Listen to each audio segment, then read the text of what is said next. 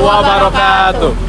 Perkenalkan, kami dari mahasiswa Ekonomi Syariah, Fakultas Ekonomi dan Bisnis Islam, Universitas Islam Negeri Profesor Kiai Haji Saifuddin Zuhri Purwokerto.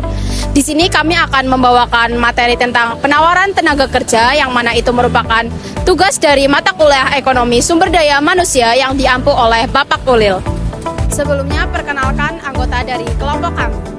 Perkenalkan, saya Nasbutita Polistiawan dengan NIM 2441102001312. Saya Aselmeas dengan NIM 2441102001314.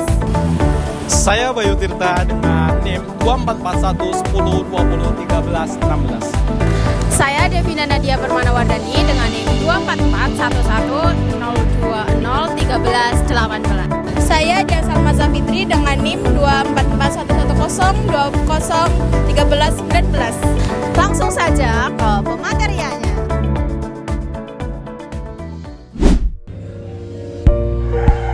Di sini saya akan menjelaskan tentang definisi tenaga kerja. Tenaga kerja adalah setiap orang yang bisa melakukan pekerjaan baik di tempat kerja maupun di luar hubungan kerja untuk menghasilkan barang atau jasa yang dibutuhkan masyarakat.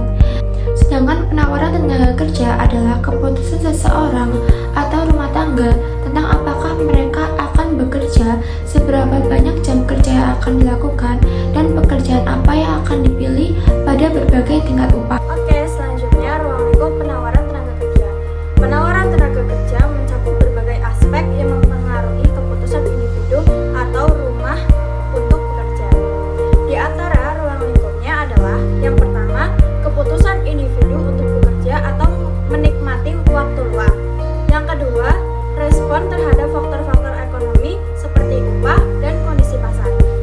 Dan yang terakhir, variabel demografis dan sosial seperti usia, pendidikan, dan status pernikahan yang mempengaruhi partisipasi di pasar kerja.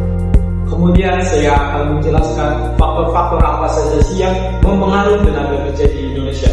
Pada kali ini saya akan menjelaskan faktor mulai dari jumlah penduduk, angkatan kerja, upah, dan waktu kerja. Yang pertama, jumlah penduduk. Mengapa jumlah penduduk ini masuk ke dalam faktor-faktor penawaran tenaga kerja? Karena jumlah penduduk itu sangat mempengaruhi ketersediaan tenaga kerja di Indonesia. Semakin banyak jumlah penduduk di Indonesia, semakin banyak pula ketersediaan tenaga kerja di Indonesia. Yang kedua adalah angkatan kerja. Semakin tingginya partisipasi angkatan kerja, semakin produktif pula kegiatan ekonomi yang berada di Indonesia.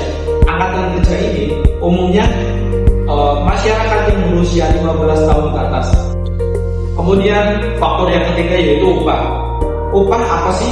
Upah itu merupakan imbalan yang diterima oleh pegawai atau tenaga kerja atas jasa atau pekerjaan mereka yang telah mereka lakukan. Upah sering pula kita kenal dengan gaji. Upah yang tinggi dan layak akan mendorong semangat para pegawai, akan menambah motivasi para pegawai untuk melaksanakan pekerjaan mereka dengan senang hati. Selanjutnya, yang keempat adalah waktu kerja. Waktu kerja adalah nama jam seseorang melaksanakan pekerjaan. Waktu kerja ideal dapat menjaga keseimbangan antara produktivitas dan kesehatan pegawainya. Keempat faktor ini mulai dari jumlah penduduk, angkatan kerja, upah, dan waktu kerja ini itu saling berkaitan dengan mempengaruhi ketersediaan, kualitas, serta produktivitas tenaga kerja dalam suatu perekonomian. Terima kasih. Selanjutnya ada dampak kebijakan dan faktor eksternal. Yang pertama, kebijakan pemerintah. Misalnya upah minimum, jaminan sosial, dan pelatihan kerja dapat meningkatkan kesejahteraan pekerja, tetapi juga bisa menambah biaya perusahaan sehingga mempengaruhi penyerapan tenaga kerja. Yang kedua ada kebijakan fiskal dan moneter. Contohnya subsidi, pajak, dan suku bunga. Di situ mempengaruhi investasi dan pertumbuhan ekonomi yang berdampak langsung pada permintaan tenaga kerja. Yang ketiga ada globalisasi dan perdagangan internasional. Di situ mendorong persaingan tenaga kerja, membuka lapangan kerja baru di sektor ekspor, tapi juga bisa memicu pengangguran di sektor yang kalah saing. Yang keempat, perkembangan teknologi meningkatkan produktivitas, menciptakan jenis pekerjaan baru, namun juga berpotensi menggantikan tenaga kerja yang manual. Yang kelima, ada kondisi ekonomi global, contohnya krisis keuangan, inflasi, dan resesi. Dapat mengurangi permintaan tenaga kerja dan meningkatkan pengangguran. Yang keenam, perubahan demografi dan sosial terhadap tenaga kerja. Perubahan struktur penduduk, misalnya bonus demografi, urbanisasi, peningkatan pendidikan, dan peran perempuan dalam angkatan kerja yang sangat mempengaruhi pasar tenaga kerja. Selanjutnya ada determinan penawaran tenaga kerja. Yang satu ada jumlah penduduk, yang kedua ada struktur umum, yang ketiga ada tingkat upah, yang keempat tuh ada tingkat pendidikan, yang kelima ada faktor sosial demografi, yang keenam ada jam kerja dan modal. Ada juga elastisitas penawaran tenaga kerja. Elastisitas penawaran tenaga kerja bisa dilihat pada dua margin. Yang satu ada margin intensif yang berisi perubahan jumlah jam kerja yang ditawarkan oleh pekerja yang sudah bekerja.